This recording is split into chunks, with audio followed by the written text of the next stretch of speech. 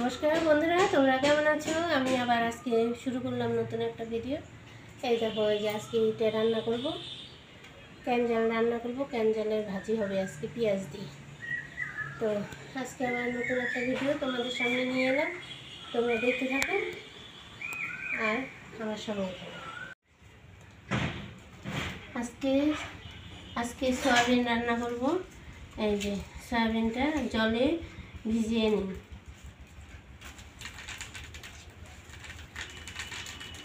গরম জলে সয়াবিনটা ভিজিয়ে রাখলে নরম হয়।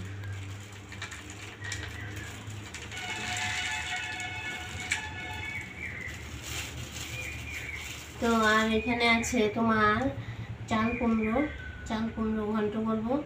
এটা এখন কাটবো। আর হচ্ছে তোমার সয়াবিনটা ভিজিয়ে রাখলাম, মশলা করব, তারপর ভাত বসাবো। আজকে একবারে সব কাজ সেরে তারপর ভাত বসাবো। সকালে বাসি কাজ হয়ে গেছে, বাসি কাজ সেরে স্নান করে পুজো দিয়ে চলে আসছি রান্নাঘরে। তো এখন এই যে রান্নাবাড়ির আয়োজন করতেছি।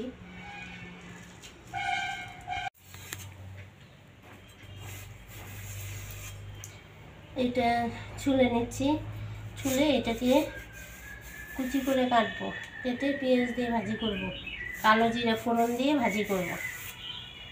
তো ছোটোবেলা থেকেই আমার সেইভাবে কোনো বন্ধু বা বান্ধবী বলো কিছুই ছিল না।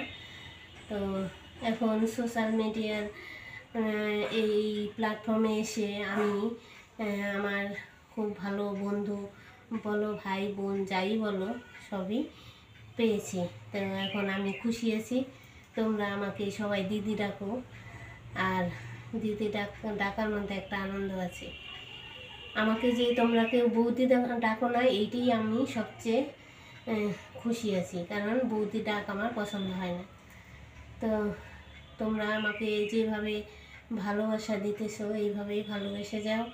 আর আমিও তোমাদের পাশে আছি, তোমরা আমার সঙ্গে থেকো।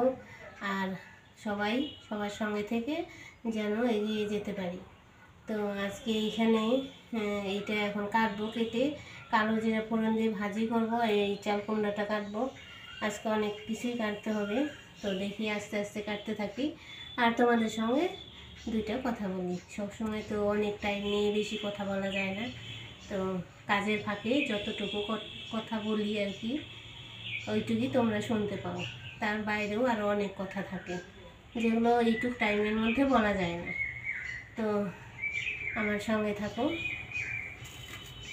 এই দেখো, সয়াবিনটা জলে ভিজিয়ে রাখছিলাম, ভিজে গেছে। এই যে এখন এইটা চিপে উঠিয়ে নেব।